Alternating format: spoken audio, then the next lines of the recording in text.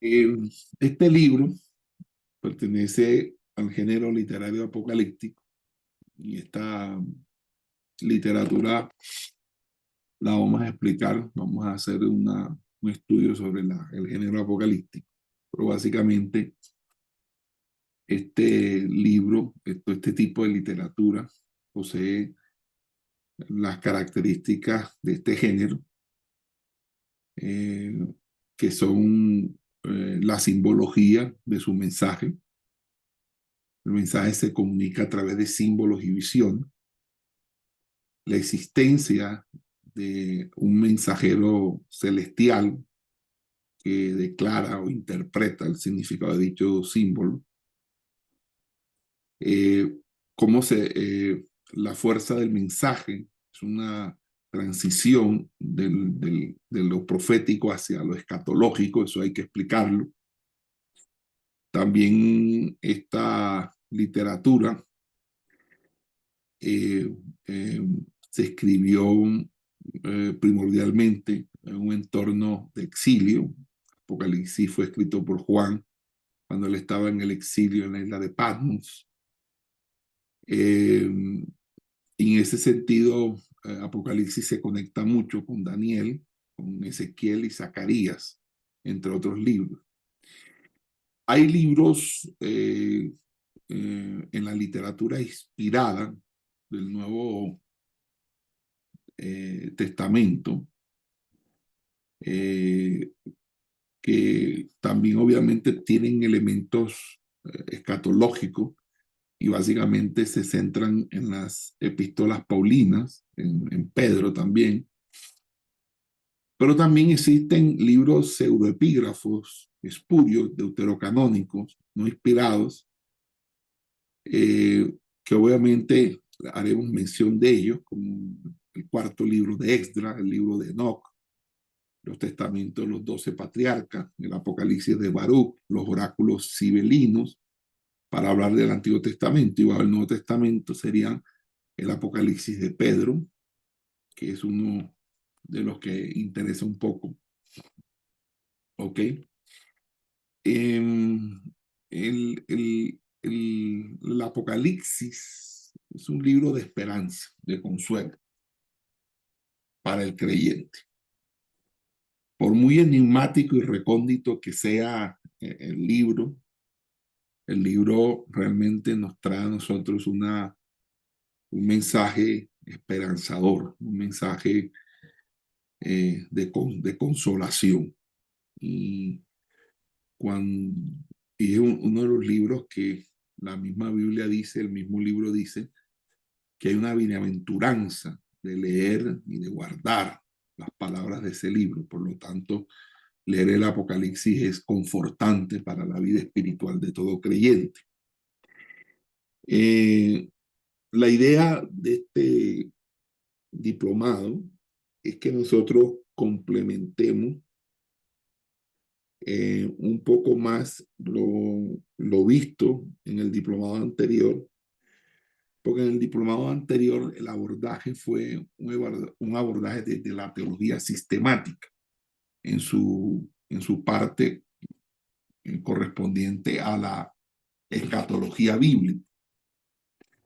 Pero ahora nuestro trabajo va a ser un trabajo de exégesis, es decir, vamos a basarnos en las reglas de interpretación de la sana doctrina, que es la heurística, y con base en la heurística vamos a, a introducirnos a una lectura concienzuda desde la noética, esa parte de la hermenéutica que estudia los sentidos del lenguaje bíblico, en este caso el lenguaje bajo el género apocalíptico, y desde la simbología y el sentido figurado y literal que tiene consigo el libro de Apocalipsis, eh, para luego estructurar una proforística, una organización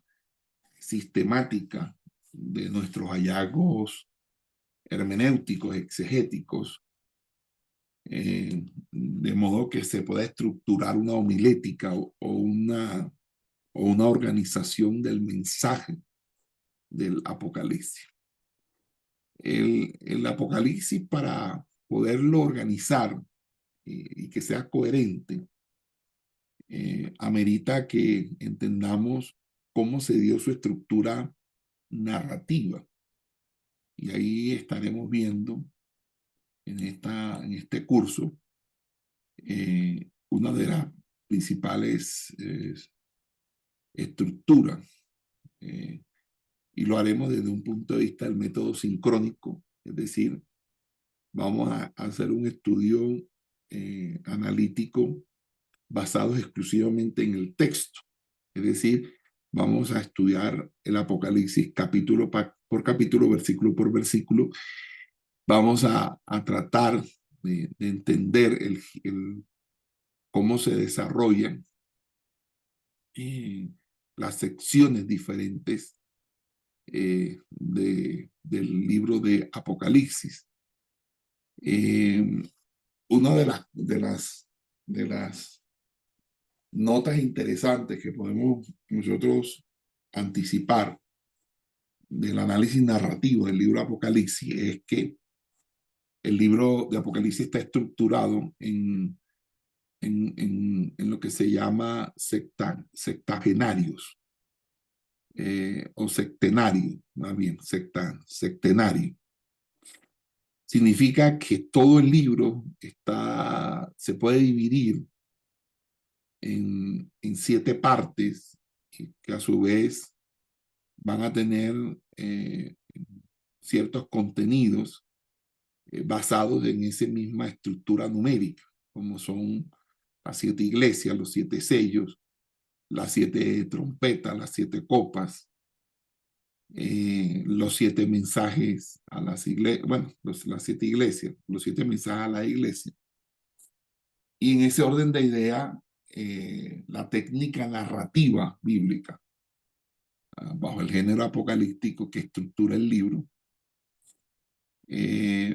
va a tener una connotación semántica particular, porque los números en la Biblia no solamente sirven para expresar un guarismo o una cantidad matemática, sino que también sirven como una expresión conceptual. En este caso, el número 7 da el sentido, transmite el sentido de lo completo, de la plenitud, de lo divino, de la perfección, de la armonía. Y esta significación no solamente la hallamos en el libro de Apocalipsis. Recuerden que el sectenario bíblico más famoso e influyente es el de los 7 días de la creación de Génesis 1 y 2, que habla acerca de los orígenes de los cielos y de la tierra cuando fueron creados. Y obviamente también podemos hallar sectenarios en el libro de Daniel, cuando en el famoso pasaje del capítulo 9 habla de las 70 semanas.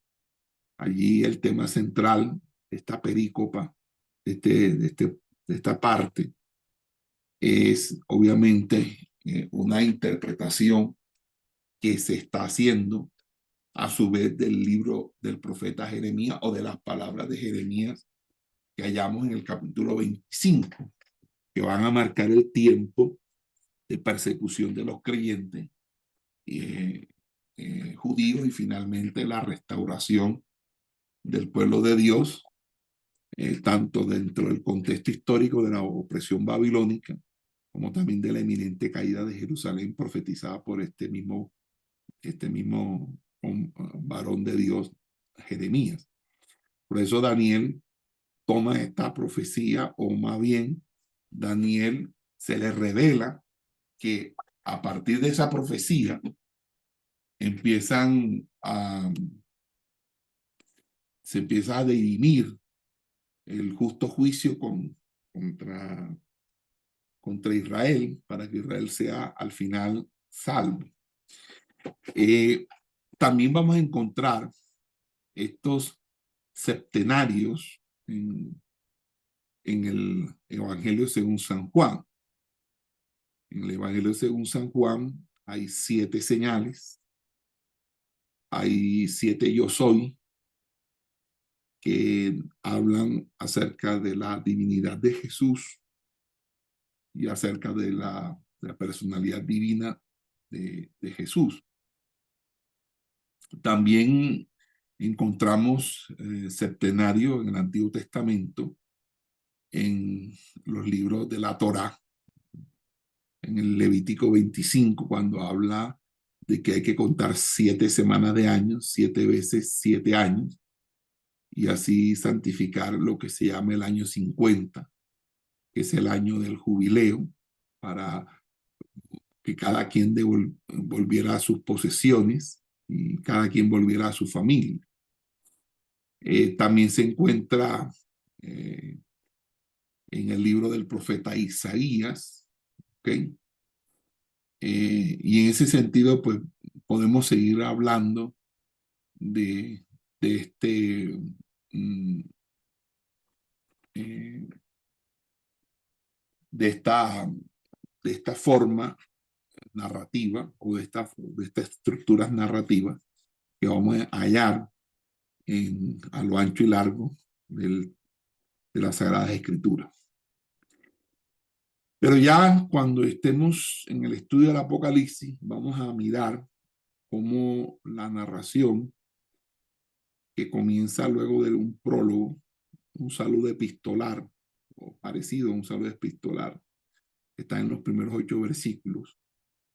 La narración comienza a partir del versículo 9 del capítulo 1 y va a trazar las líneas generales de la obra y su lógica, donde va a haber un orden del género literario judío-cristiano apocalíptico y establece una comunicación,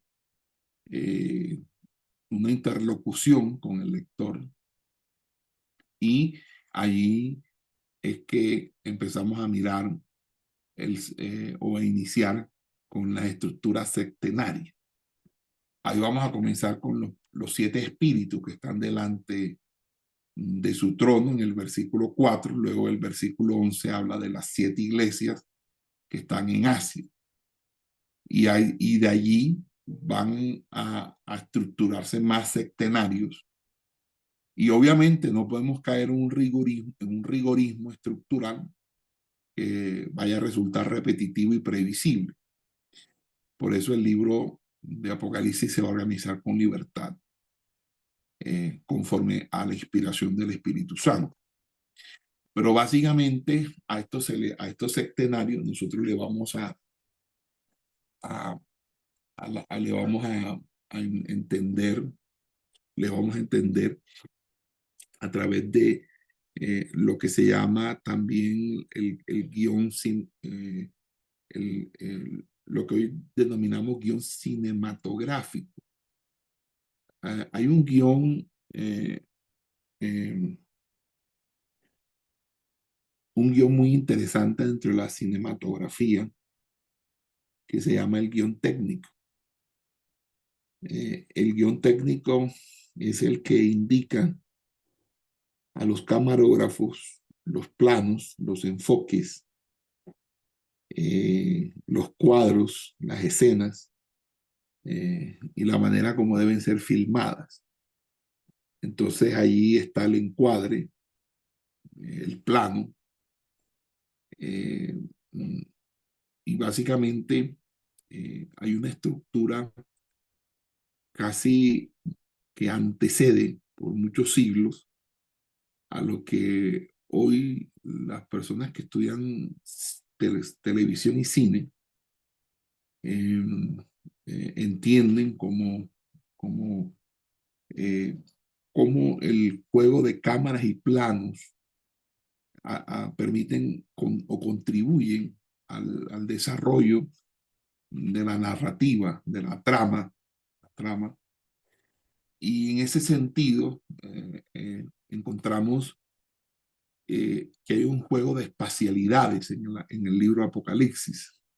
El Apocalipsis comienza con un primer ciclo de visiones que está en los 11 primeros capítulos. Y ese primer ciclo de visiones, donde se incluyen los 7 mensajes a las 7 iglesias, que están en los capítulos 2 y 3, pero que arranca realmente en el capítulo 1. Hay un acercamiento, o sea, como si la cámara primero enfocara hacia una aproximación al trono y luego a partir de allí eh, se empieza a mover el foco, el enfoque de la narrativa. Luego, después de esos 7 mensajes, viene el libro con los 7 sellos que empiezan a abrirse hasta el capítulo 7, termina en el 8.1 realmente, en el versículo primero del capítulo 8. Y ahí hay una visión central del trono y de lo que sucede en el trono entre el capítulo 4 y el capítulo 5. Luego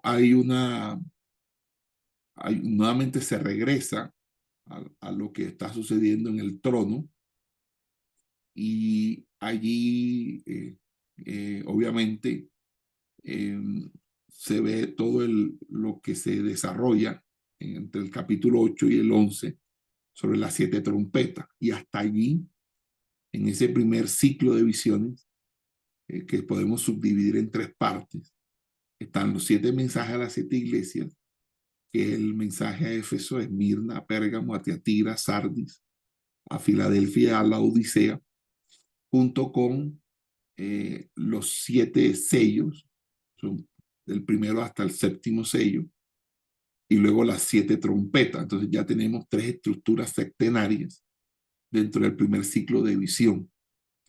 Ya en el segundo ciclo de visión, que comienza desde el capítulo 12 hasta el 22,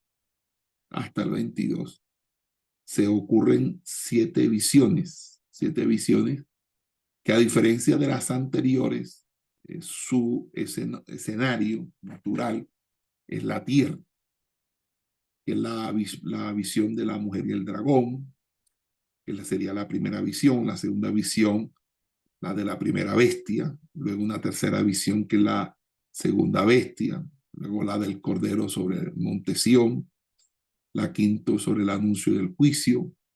Hay una sexta visión que es la ciega y la vendimia, y una séptima y última visión que es el cántico de Moisés y el cordero en el capítulo 15. Desde el capítulo 12 hasta el 15 hay 7 visiones, y luego empiezan las 7 copas de la ira, que hace que nuevamente nuestro camarógrafo hipotético, o entre comillas, vuelva a enfocar un segundo regreso al trono, es decir, al cielo, entre el capítulo 15 hasta el capítulo 16. Ahí entonces, en todo el capítulo 16, del versículo 2 hasta el 21, vemos entonces las 7 copas de la ira.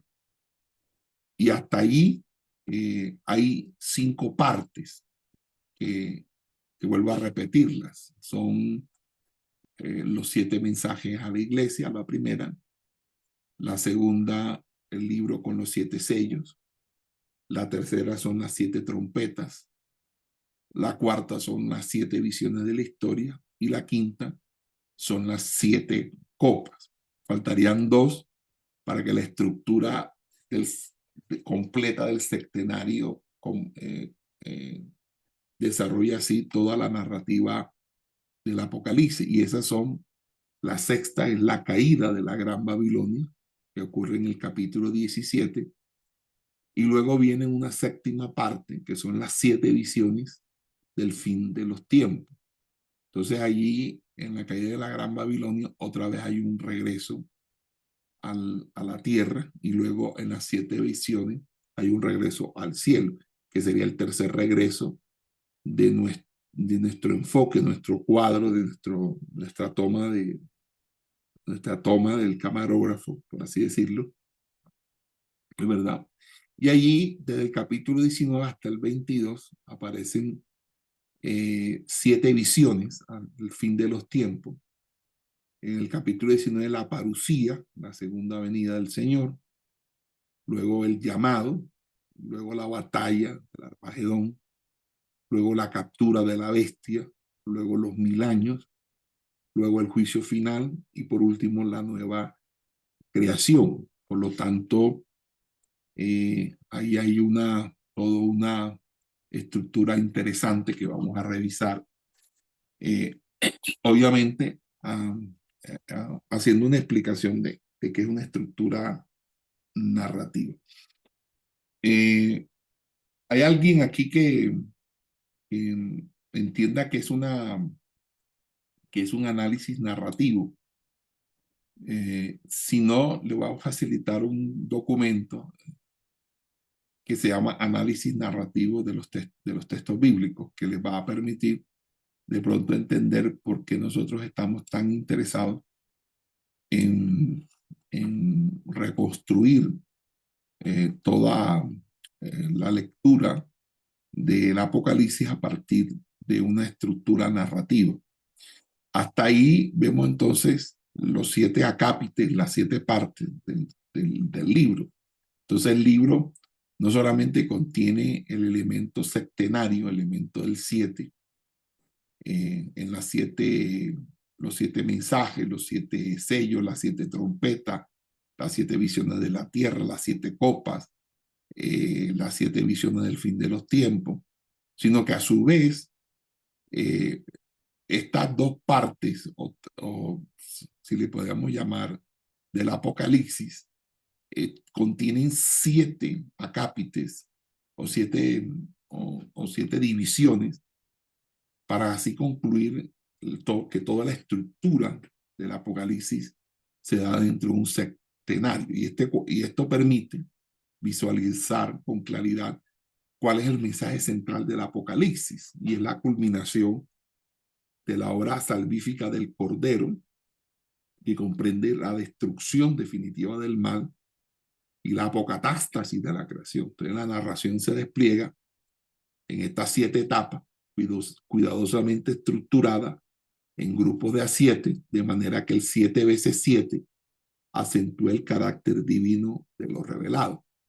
Y fíjense que la 6ª etapa, que es la caída de Babilonia, debido a la naturaleza y el contenido de su relato, es la derrota del caos, mientras que la 7ª etapa comienza con la parucía, y luego describiendo la batalla final, que culminará con la realización de los cielos nuevos y la tierra nueva. Y este es el 7º elemento de la 7ª etapa del Apocalipsis, y obviamente contiene un fuerte simbolismo, porque serían 3 veces 7. Sería en la 7ª parte, que es la parte final, son las 7 visiones del fin de los tiempos, en el cual hay 7 visiones, y la séptima visión es la que nos da la nueva creación, cielo nuevo y tierra nueva. Entonces, esa lectura macronarrativa del Apocalipsis resalta la integración de las 7 epístolas al conjunto de la narración, es decir, de los 7 mensajes a las 7 iglesias. Hasta ahí, pues, estaríamos mirando esta estructura narrativa, donde obviamente estaríamos compartiendo un poco más sobre esta articulación septenaria, eh,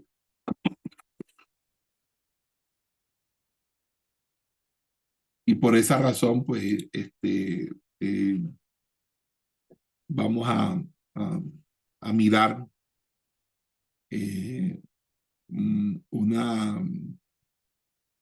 vamos a mirar entonces con el objetivo bueno, de explicar un poco más también cómo se da el enlace de los septenarios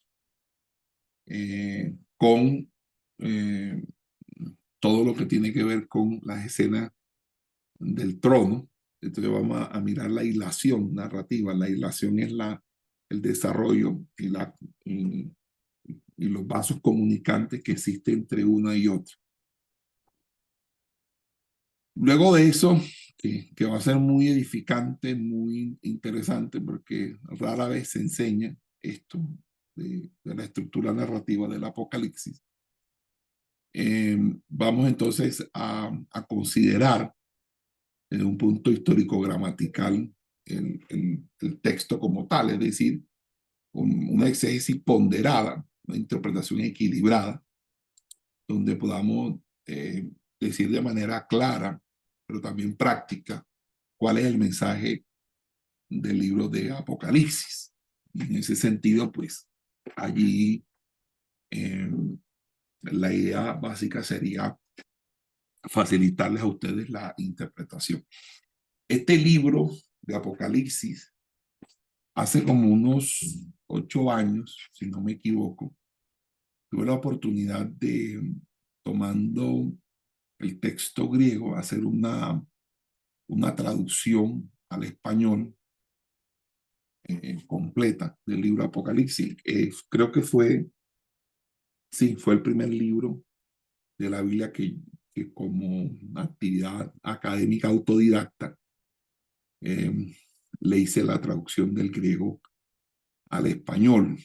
Y una de las cosas que me sorprendió cuando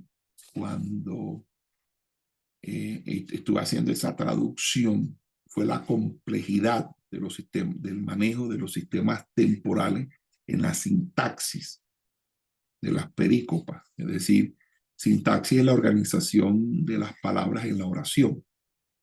Cada idioma tiene una estructura sintáctica que lo caracteriza. Nosotros, por ejemplo, tenemos una sintaxis muy fija que se da inicialmente con un sujeto, ¿verdad?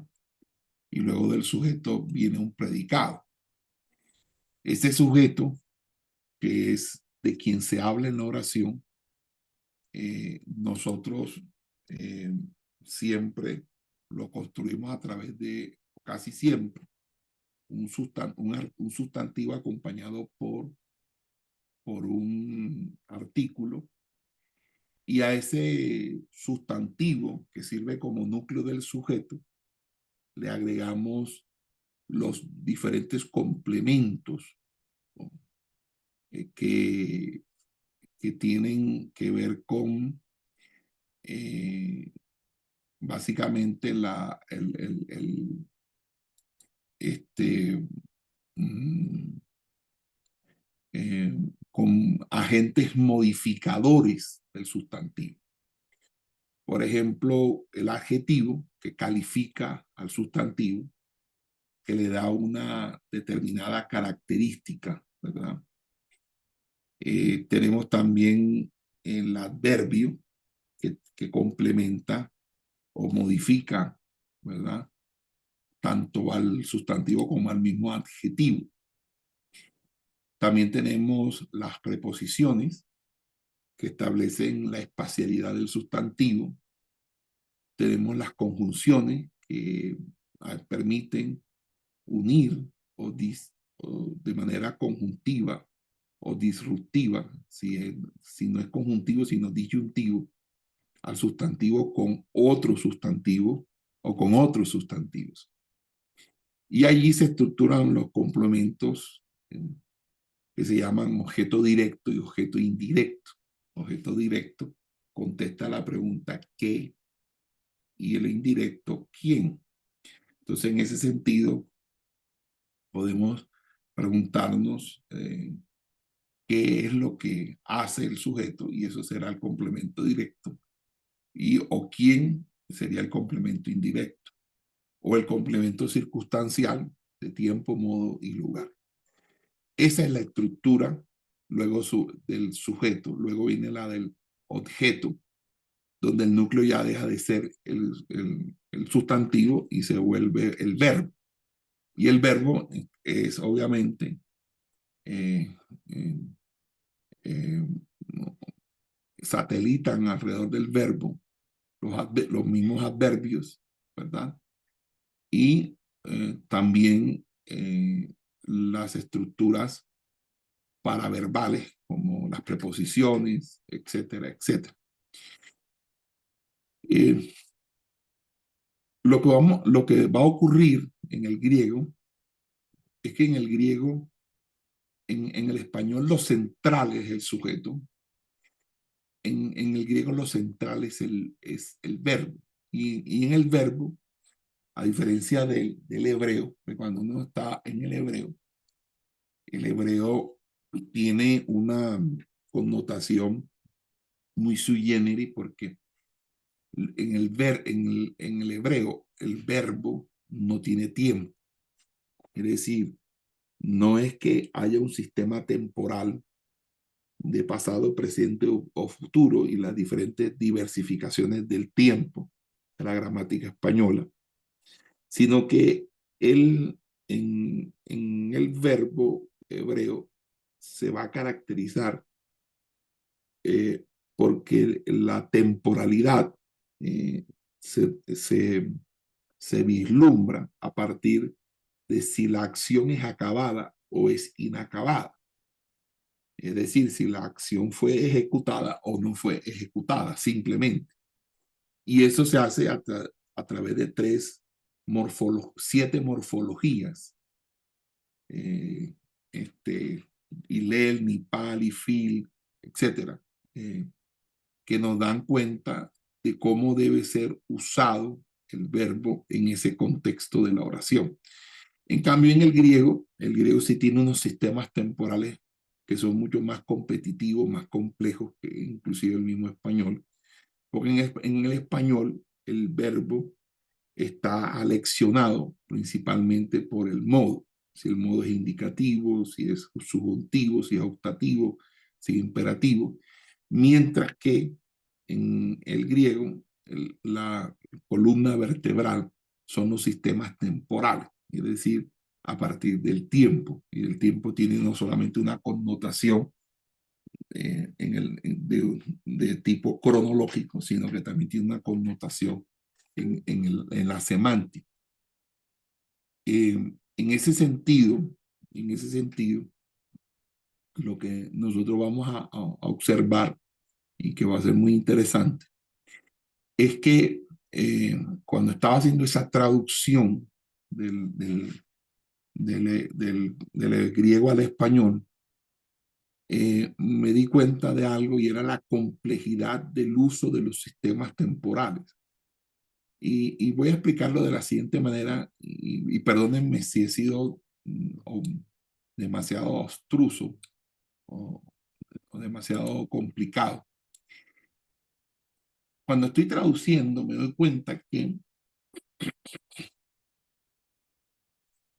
es complejo porque la historia o la estructura que se va hilando es de alguien que para nosotros, desde el punto de vista de nosotros como lector, se encuentra su acción, él y su acción en el pasado.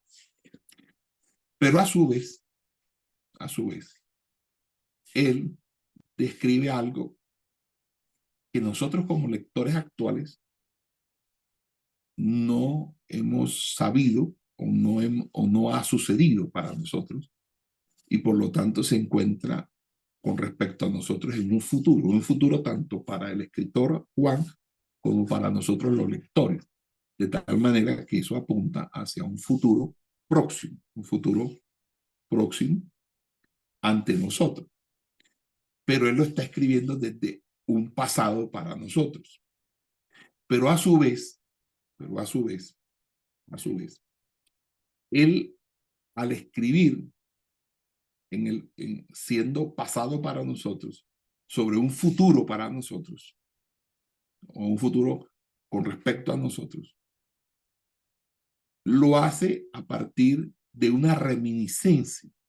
Es decir, él en su presente o desde su presente empieza a escribir algo que le ocurrió a través de una experiencia espiritual de ser transportado en el día del Señor, en el día de la parucía, como lo dice en el capítulo 4, lo cual quiere decir que él en el espíritu estaba en el futuro, viendo los acontecimientos cuando empieza a escribir. Entonces, cuando él empieza a escribir, lo escribe estando obviamente en su presente, pero ya su relato escribe sobre lo que vio y lo que oyó. Y eso que vio y oyó es pasado, aunque realmente lo va a suceder en el futuro. En el futuro.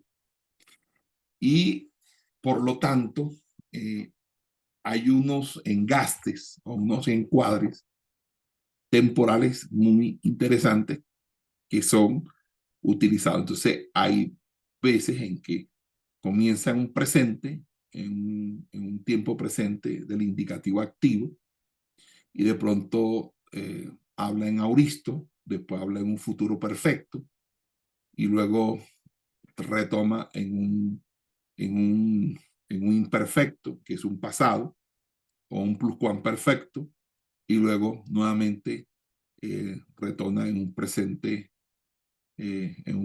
continuo.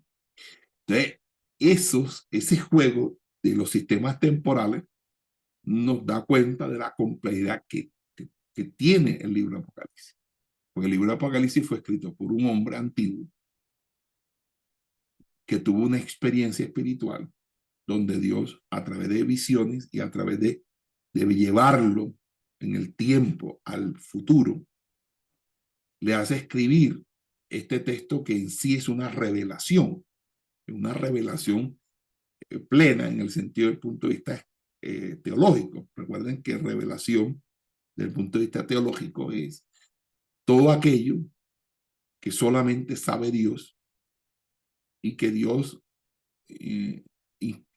inspira por el Espíritu Santo al escritor para conocer una verdad que no había otra manera de que el autor la conociera si no era expresada directamente a él por Dios, por el mismo Dios.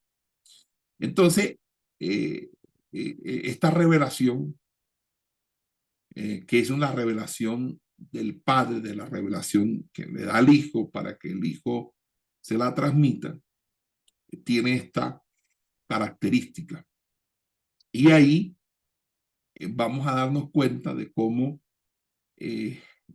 hay unos cambios en la temporalidad que es necesario tener en cuenta, porque esos marcan, son llamados indicadores temporales dentro de la estructura narrativa, pero también porque también nos permite entender la espacialidad, porque la espacialidad juega con el enfoque al que se está refiriendo, porque a veces está en el cielo y luego de pronto está en la tierra. Algo está sucediendo en el cielo o algo está sucediendo en la tierra, o a veces no define si es cielo o tierra, y ahí es donde de pronto hay algunas situaciones interesantes, por ejemplo, lo que sucede en el capítulo 7 del libro de Apocalipsis, por ejemplo, luego de los 144,000, hay una multitud, esa multitud donde se encuentra. Entonces, esos son preguntas. Esos indicadores temporales, indicadores espaciales hacen parte del análisis narrativo, y eso es básicamente. Entonces, eh, eh, eso es lo que básicamente haríamos en este curso. Luego, pues obviamente, iríamos paso a paso hasta comenzar del primer capítulo hasta el capítulo 22 y finalizar. No quisiera saber si hay alguna pregunta sobre esta introducción que estamos haciendo, o explicación de nuestro plan que vamos a seguir en el área, en la asignatura. ¿Tienen alguna pregunta?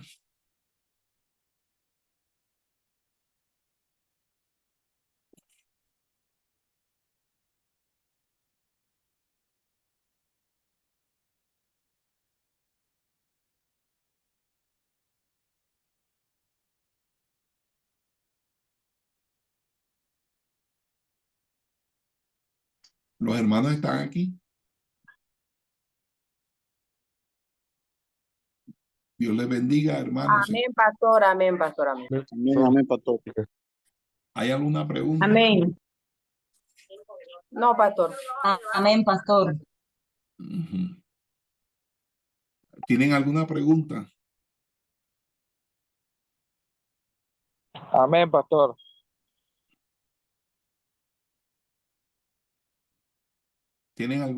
¿Hay alguna pregunta hasta aquí de esta introducción que hemos dado?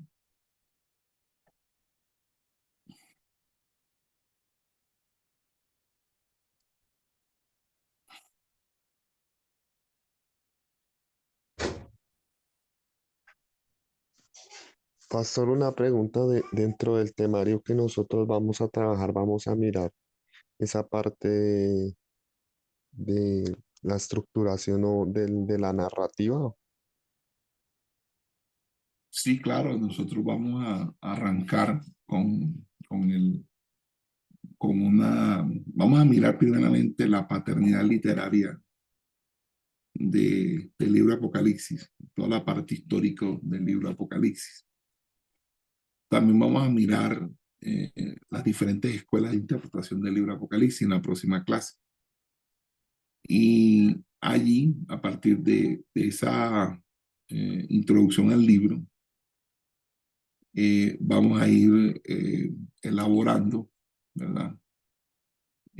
Todo lo que concierne al análisis narrativo. Lo primero que me voy a enfocar es a la parte que tiene que ver con la paternidad literaria del libro Apocalipsis, porque es que a veces dicen que el libro Apocalipsis no es que lo escribió Juan, entonces empiezan toda la crítica literaria, la escuela la escuela de Wellhausen, la alta crítica, etc. Eso. Después, la paternidad literaria, la discusión de que entonces Juan no lo escribió, de quién lo escribió, de quién es ese Juan. Entonces, eso, pues nosotros vamos a demostrar a través de evidencias internas y evidencias externas, entre ellas las referencias que se dan en el marco de de quienes fueron los más directos beneficiarios del escrito, como son los primeros cristianos. Entonces, vamos a mirar un poco cómo fue recepcionado por parte de los padres apostólicos o los continuadores del legado apostólico de los apóstoles del Nuevo Testamento. ¿Qué dice el pastor de Herma, por ejemplo, la epístola de Bernabé? ¿Qué se dice en el diálogo con Trifón? ¿Qué dice Justino Mártir, Papías? ¿Qué dice el canon de Muratorio? El fragmento Muratori.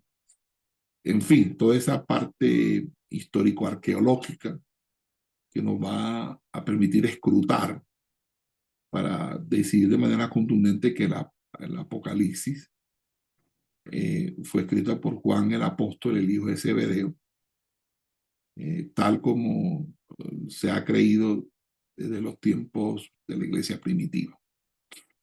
Luego que hagamos eso en la clase que viene, enseguida vamos también a mirar la canonicidad del Apocalipsis, la fecha de escritura del Apocalipsis, el propósito del Apocalipsis, los destinatarios del Apocalipsis, el simbolismo del Apocalipsis. Obviamente esto no es que me vaya a durar semanas haciendo esto en una clase, lo vamos a ver y sobre todo la interpretación del Apocalipsis. Entonces vamos a ver la escuela crítica, la escuela alegórica, vamos a mirar la escuela preterista, la escuela histórica, también vamos a mirar la escuela tópica o cíclica, también vamos a mirar la escuela futurista, ¿cierto? Y vamos a sentar las bases de lo que sería desde la sana doctrina, cómo debemos asumir la interpretación eh, eh, del Apocalipsis. Se me había olvidado la escuela idealista o simbólica también. Entonces, vamos a mirar desde la sana doctrina cómo debe ser interpretado el libro de Apocalipsis y la teología del Apocalipsis. Sería el último tema. Ya ahí, con ese desarrollo, en la próxima clase, obviamente vamos a mirar qué tiene que decir el Apocalipsis en cuanto a los ítems de la teología sistemática. Por ejemplo, la doctrina de Dios, ¿verdad? La santidad de Dios, qué tiene que decir sobre la justicia de Dios, la relación de Dios con el mundo, cómo es la cristología en el Apocalipsis, cómo es la doctrina de la salvación en el Apocalipsis. Recuerden que hay un momento en que la iglesia ya no está. ¿Qué pasa? ¿Cómo entonces, si hay salvación, si hay gracia, qué es lo que sucede? ¿Cómo la gente se salva? Porque somos salvos por gracia, pero ¿cómo van a ser salvos las personas en la gran tribulación? El martirio es una obra o es una gracia, porque si para ser salvo hay que martirizarse, eso no sería una salvación por obra. ¿Y cómo compaginamos eso con la salvación por gracia? Entonces, son temas que vamos a discutir aquí, y por eso les dije a ustedes que este diplomado va a ser interesante porque la manera como vamos a abordarlo y la profundidad con lo que lo vamos a hacer, nunca, estoy seguro que no lo habían visto nada. Y pues y uno que es maestro por 30 años enseñando la palabra, no sabe qué enseñan la mayoría de institutos bíblicos y la mayoría de predicadores sobre el Apocalipsis. Y ahí pues obviamente vamos a dar lo mejor de nosotros, vamos a dar de gracia lo que hemos también recibido de gracia, entendiendo que esto es para la alabanza de nuestro Dios, porque aquí el único que merece gloria es el Señor. Nosotros nos vamos a gozar de ir aprendiendo y de ir enseñando sobre estos temas. Obviamente también dentro de esa doctrina están la doctrina de los ángeles, de la iglesia, la doctrina de la escritura, la doctrina sobre Satanás, los demonios, la doctrina de la escatología como tal, etc. Entonces es interesante luego la predicación del Apocalipsis. Esa sería nuestra primera clase, eh, que sería el próximo sábado, Dios mediante. En la segunda clase, si Dios nos lo permite, vamos a mirar el análisis narrativo. Y ahí sí vamos a diseccionar el Apocalipsis. Le vamos a hacer una taxidermia al Apocalipsis para que podamos hacer una disección del mismo para poder verlo por dentro, cómo es el Apocalipsis por dentro.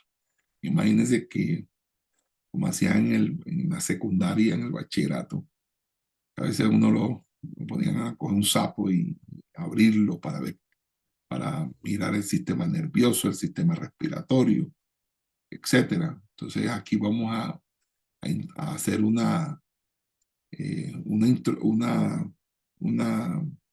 análisis exhaustivo del Apocalipsis desde el punto de vista de la narrativa. Entonces les mencioné someramente lo vamos a profundizar y vamos entonces a presentar cierto apoyo visual, porque esto también importa mucho el apoyo visual para que veamos la estructura, porque es más visual. El aprendizaje puede ser más provechoso si se hace o se acompaña con un apoyo visual. Pero todo esto lo vamos a ir, y así le estamos dando tiempo también a los que todavía no están en el proceso de admisión de última hora, pues se completen para que cuando entremos todos parejos. No vaya a ser que cuando yo esté explicando algo, vengan pues a ver como una inconformidad por no entender lo que se está diciendo debido a la falencia de no haber escuchado la clase anterior. De todas maneras, me gustaría que ustedes hablasen conmigo, porque a veces me siento muy solo cuando doy clase, porque no hay alumno que pregunte. Entonces no sé si de pronto yo estoy hablando y ustedes están haciendo otras cosas, lo cual para ustedes sinceramente no es de provecho. Estas clases serían de provecho, sea que las tomen presenciales o diferidas. Si ustedes al escuchar la grabación se sientan con Biblia en mano y con un lápiz y un papel y van empezando a apuntar las cosas, las ideas interesantes que van surgiendo. Eso es aprovechar, pero si usted está lavando los chismes, atendiendo otra cosa, por mucho que usted quiera, no, la clase no va a ser igual. Uno tiene que ser consciente que uno necesita prestar atención a lo que uno está haciendo, a lo que uno está haciendo. Amén, pastor. Y sobre todo porque quien le va a enseñar es una persona que aún a los mismos profesores de escatología y de Apocalipsis han pasado por sus manos como estudiantes. Entonces la mayoría de, de personas que enseñan Apocalipsis, bueno, en lo que respecta a mi zona o mi región geográfica, se han sentado a escuchar la enseñanza de Apocalipsis. Entonces, eso hace que de una manera u otra a mí se me haya otorgado la responsabilidad de siempre estar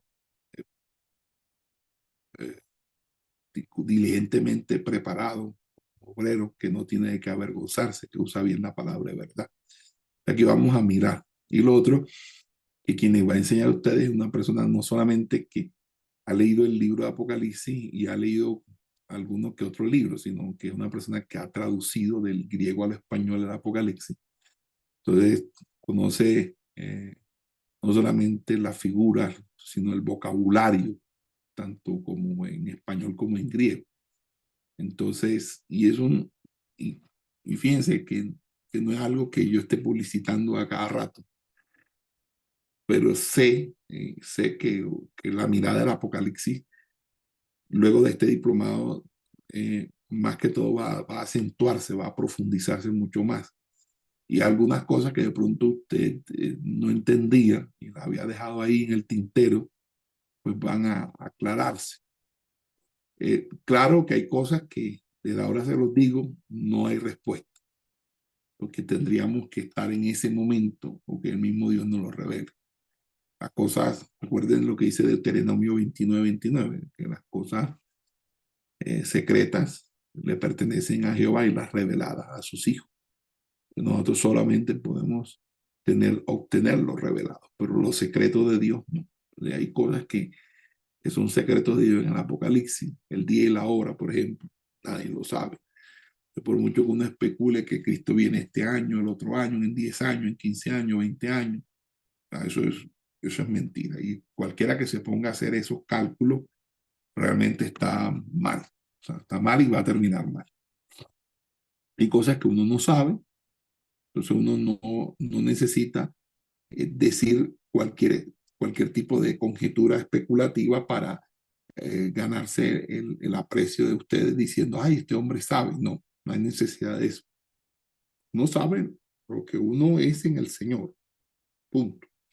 Y no teniendo más alto concepto que el que debe tener uno. Estoy aquí como una persona que les vino a servir a ustedes. Entonces imagínense que ustedes todos están sentados en la mesa y yo vengo a traerles un menú a la carta, ¿verdad? Y entonces yo les voy sirviendo. Alguno levanta la mano y me dice, mire, el arroz. Entonces yo le miro el arroz, no me lo puede cambiar, no me puede dar más papa, más yuca, no esto. Entonces, así es que quisiera que me vieran como alguien que vino a servirle a ustedes una enseñanza sobre un libro bastante interesante de la Biblia y que ustedes van a tener preguntas.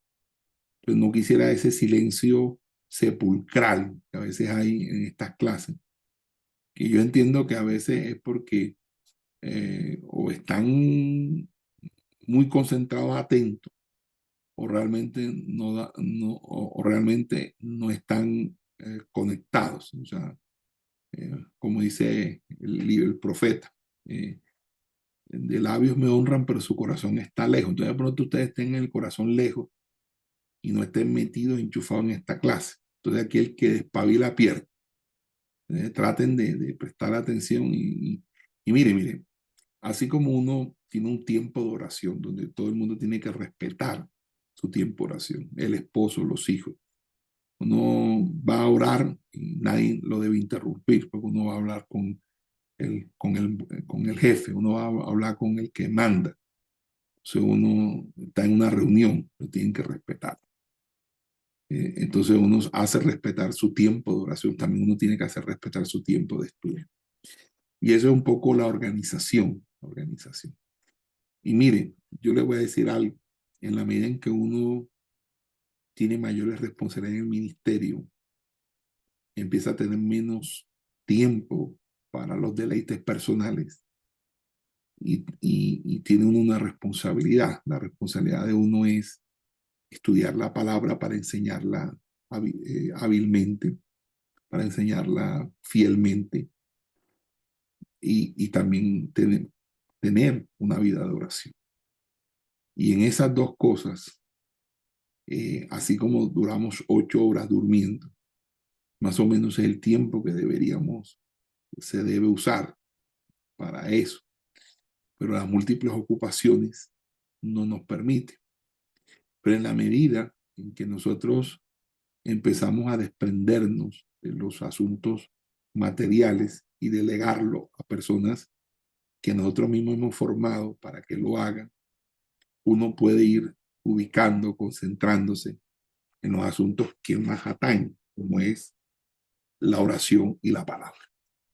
Entonces, cuando usted dedica la oración y la palabra, usted va a ver unos efectos impresionantes dentro de su propio ministerio y dentro de su propia iglesia, entendiendo que más que masificar, que más que cuantificar, Dios desea cualificar. Aquí no es tener grandes multitudes, porque cuando hay grandes multitudes, muchos están por los peces y los panes. Aquí es tener discípulos. Y ustedes como pastores tienen que desarrollar personas que sean sus discípulos. Y no porque sean suyos realmente, porque uno realmente no tiene discípulos. Uno lo que forma son discípulos de Cristo y uno lo que juega el papel de facilitador de ese discipulado de Cristo. Pero son personas que por lo menos te obedecen, te hacen caso, son fieles, son leales, porque hay mucha deslealtad. En el ministerio uno vive con muchas deslealtades, muchas traiciones, mucha hipocresía, mucho fingimiento. Entonces, cuando uno tiene una persona que, que, que, que es valiosa, uno debe cultivarla. Y la manera de cultivarla es enseñándole, es siendo ejemplo para esa persona y también ayudándolo a que esa persona cumpla sus metas y sus propósitos. Y si en algún momento también en lo posible ayudarla para que desarrolle su ministerio a cabalidad. Entonces es allí donde uno realmente la sabiduría es justificada por los hijos. Entonces, en ese orden de ideas, es importante el estudio. Hay algunas personas que no le prestan atención al estudio, hay otras personas que lo atacan, y siempre que una persona ataca, todavía es la hora, en 30 años no he visto a alguien que ataque el estudio que termine bien.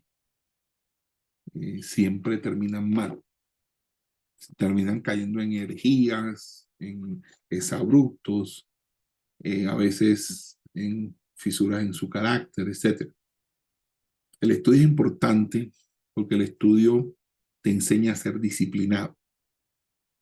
Una persona estudiosa, y lo sé por experiencia propia, es una persona que necesariamente le toca disciplinarse. Y le toca disciplinarse porque primero uno está bajo el mando de un docente. Y ese docente, si es el caso mío, te manda a estudiar, te manda a leer, tienes que cumplir un horario, tienes que hacer unas tareas. Ahí uno aprende sujeción, aprende paciencia, aprende dominio propio. No quiero, no quiero hacer las cosas, pero me corresponde hacerlas. Debo ser responsable. No aprende responsabilidad. Por eso es que los niños van a la escuela. Los niños, si usted tiene los niños en la casa y no los manda en la escuela, vaya a ver qué va a pasar con esos niños cuando crezcan. Va a ver si verdaderamente la escuela sirve o no sirve. Entonces, si eso se aplica en algo tan natural como la civilización humana, cuanto más en lo espiritual. Ahora, cuando uno enseña la palabra, uno no enseña la palabra, pues en mi caso, no puedo hablar por todo el mundo. Uno no enseña la palabra porque uno haya leído libros. Uno enseña la palabra porque uno tiene un llamado de parte del Señor. Y eso me hace feliz porque el llamado lo hace ser feliz a uno. Y lo hace ser feliz a uno porque uno está cumpliendo el propósito y la voluntad de Dios.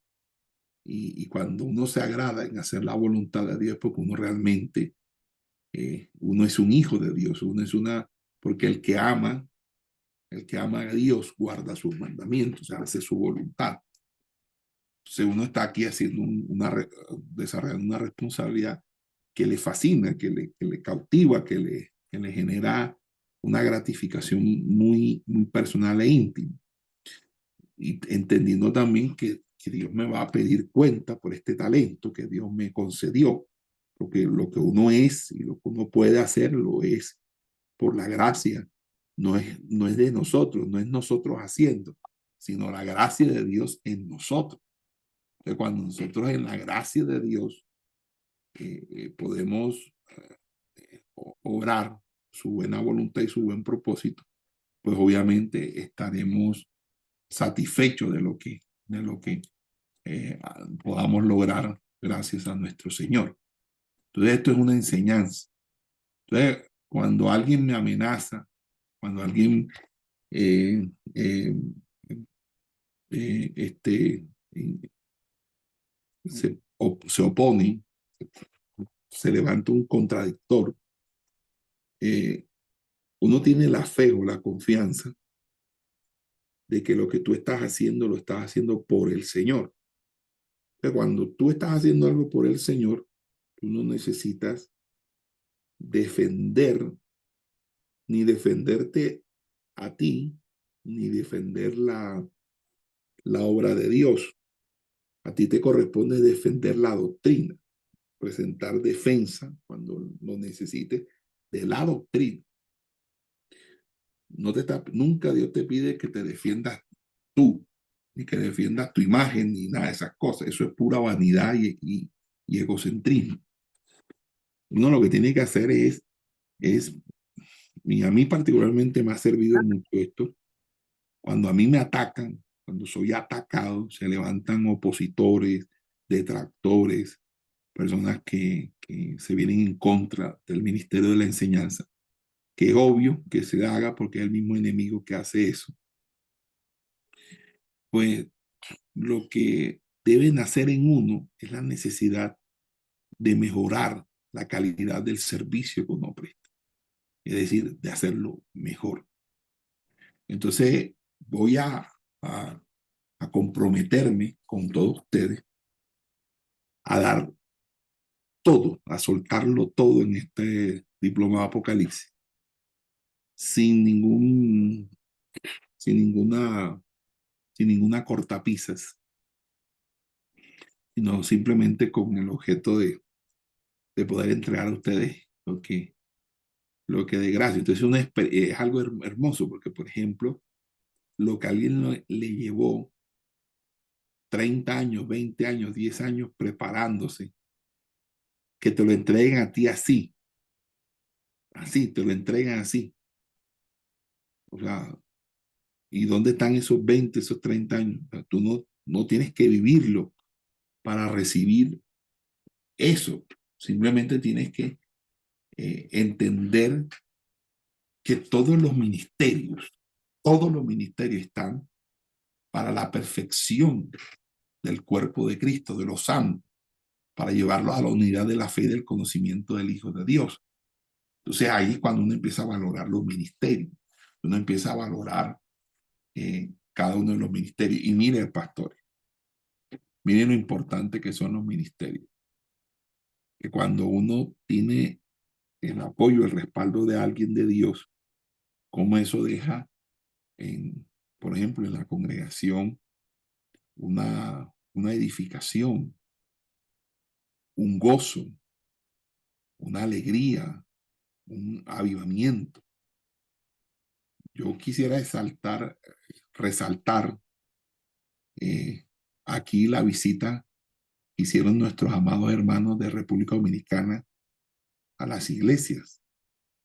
Yo me vi todos los videos, todas las transmisiones que colgaron por las redes, por YouTube, y lo que yo veía era una gente siendo ministrada por el Espíritu Santo.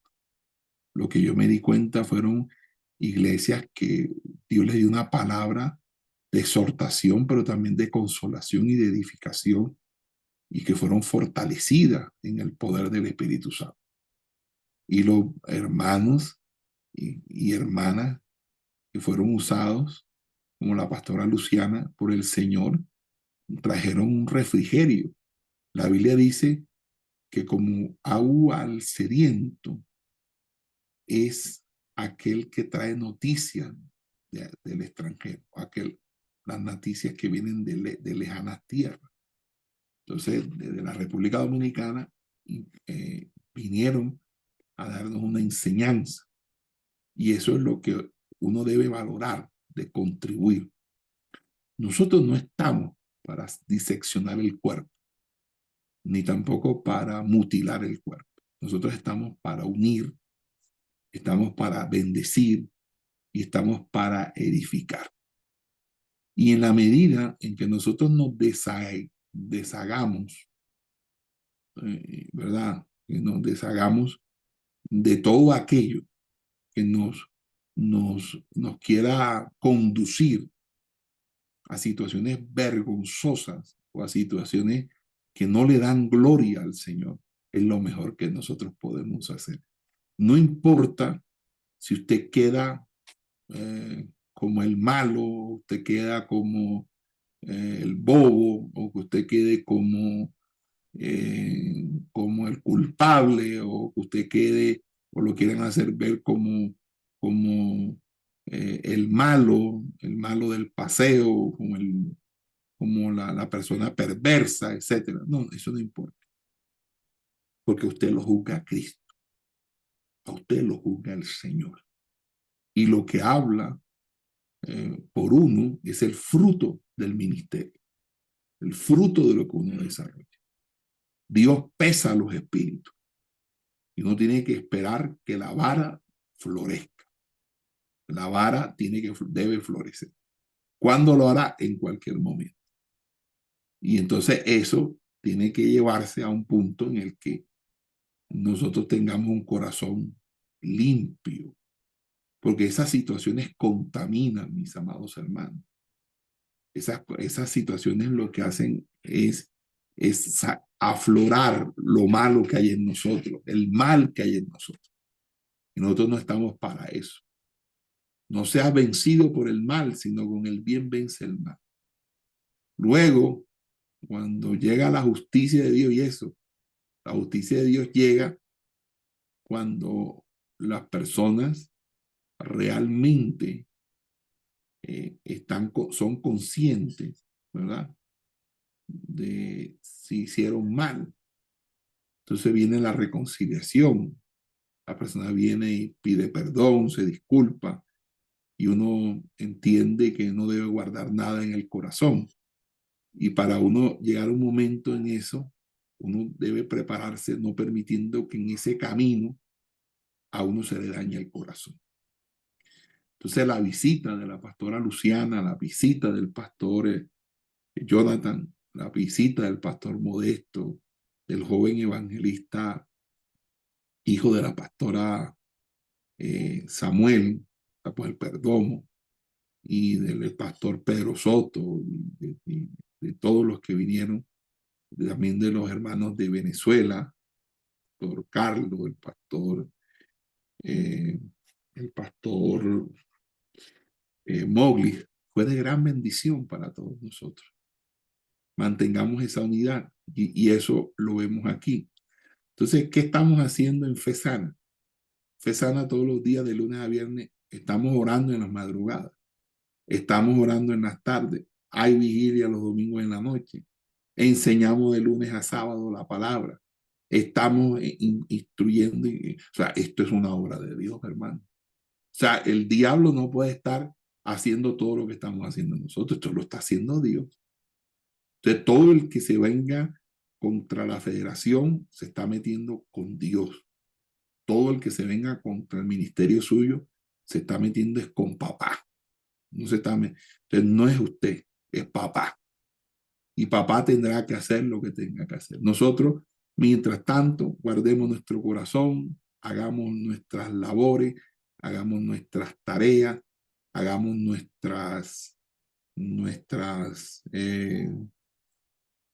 lo que Dios nos mandó a hacer. No nos distraigamos, ni en reuniones que nos convide Zambalá, Tobías o Gesén, sino metámonos nosotros en la grande obra que Dios nos ha colocado al frente y el fruto vendrá, el fruto va a venir. Entonces, con eso quiero comprometerme a que cada sábado Dios me lo permita, me dé vida, me dé salud, y Dios con nosotros, primero Dios, podamos estar aquí compartiendo este libro tan importante, tan interesante, tan útil para todos nosotros y que tiene una bienaventuranza. Recuerden cuál es la bienaventuranza. La bienaventuranza del libro de Apocalipsis. ¿Quién me la puede leer? ¿Quién me la puede decir de memoria? A ver, ¿cuál es la bienaventuranza completa del libro de Apocalipsis? Se encuentra en el primer capítulo de Apocalipsis. ¿Quién lo dice? A ver. Bienaventurado el que lee y el que oye las palabras de la profecía de este libro. Amén. Dice eso, ¿verdad? Dice bienaventurado, ¿verdad? El que lee y los que oyen las palabras de esta profecía y guarda las cosas en ella escritas, porque el tiempo está cerca.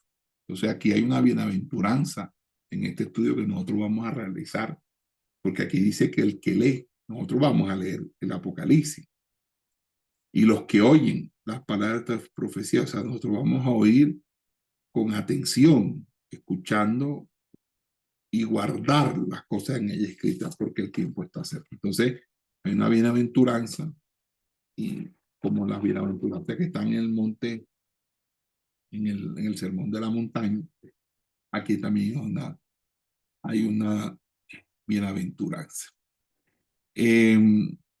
Voy a estar dentro del marco de nuestras posibilidades colgando material para ustedes, autores diversos, en la plataforma. Es para bendición de ustedes, documentos en PDF, para que ustedes lo tengan. Entren a la plataforma, revisen la plataforma. ¿Por qué le insistimos a ustedes que utilicen el aula virtual? ¿Por qué? Algunos se quejan y a veces la queja no es de Dios. La queja hay que revisar eso. De esa queja, porque a veces la queja se vuelve murmuración por el aula virtual. Yo les voy a explicar. Esta universidad no es una universidad presencial. Nosotros no tenemos la infraestructura ni el dinero para construir una infraestructura de una universidad de miles de millones de pesos colombianos o de miles de dólares. Nosotros tenemos una universidad online, una universidad virtual, a distancia. Por lo tanto, el eje central de toda nuestra academia, de todos nuestros procesos académicos, se vierten es en el aula virtual. Por lo tanto, la columna vertebral es el aula virtual. En la operación de la academia. Y es lo que a nosotros nos van a venir a vigilar, supervisar y acreditar. Los programas se acreditan en la medida en que tengamos la suficiencia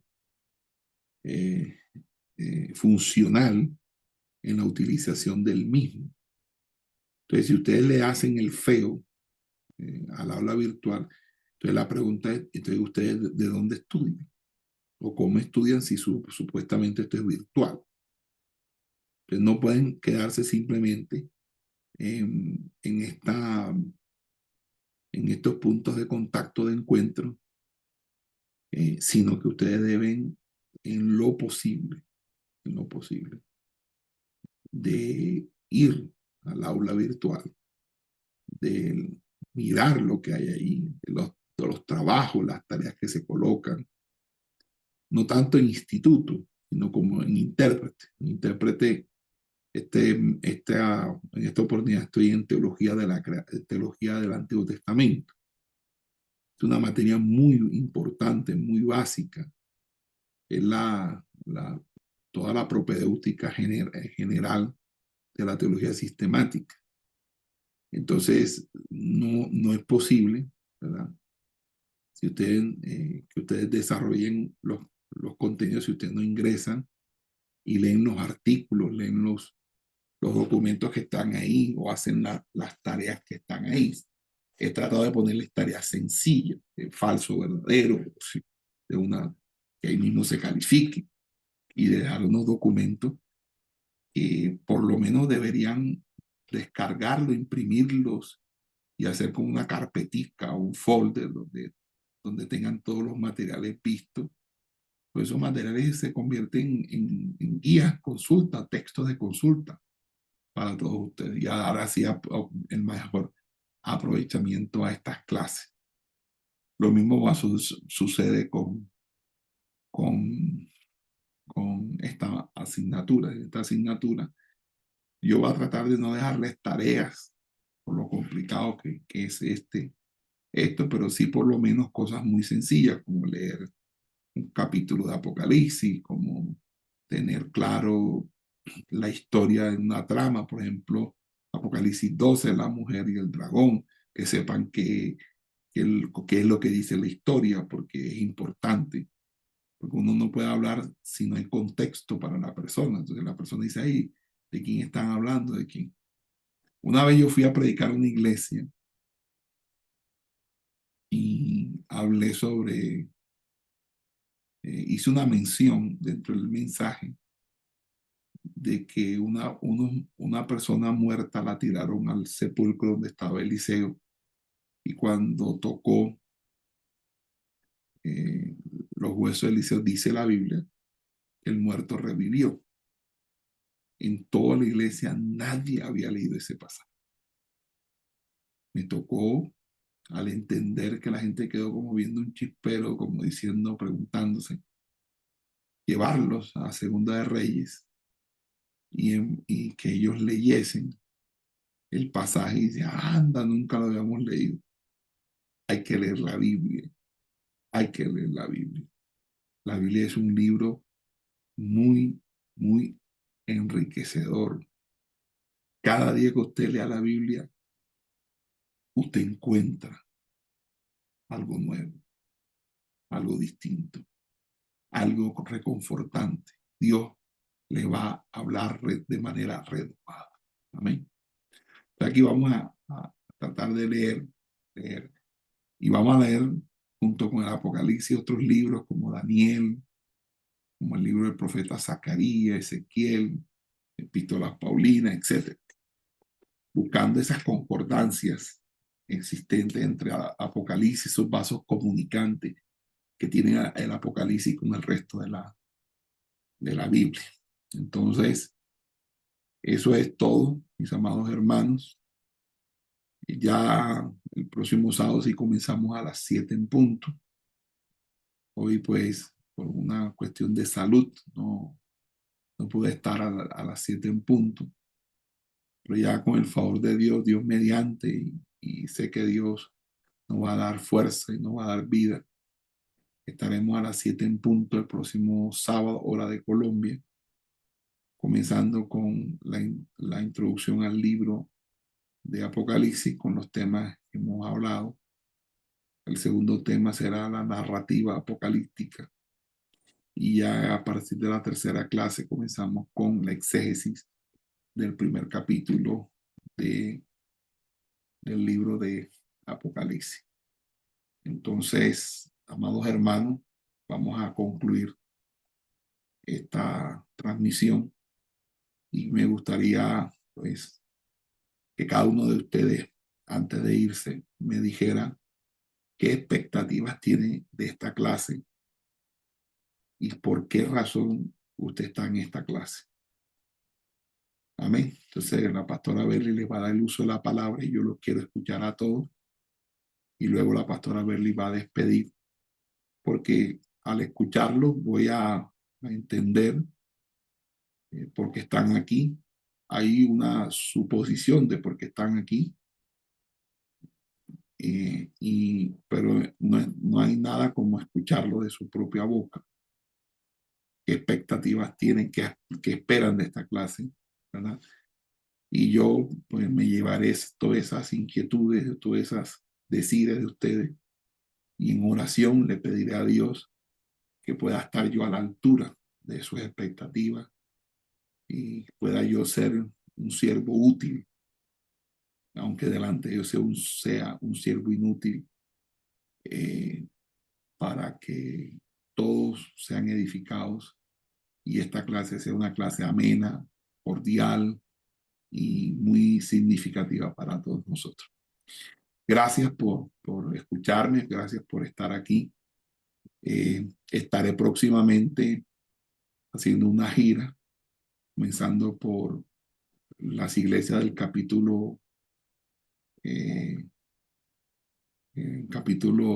Cesar. Entonces el 1 de septiembre estaré llegando a Valledupar, y a partir de ahí, de esos días, la pastora Sonia y los pastores van a estar,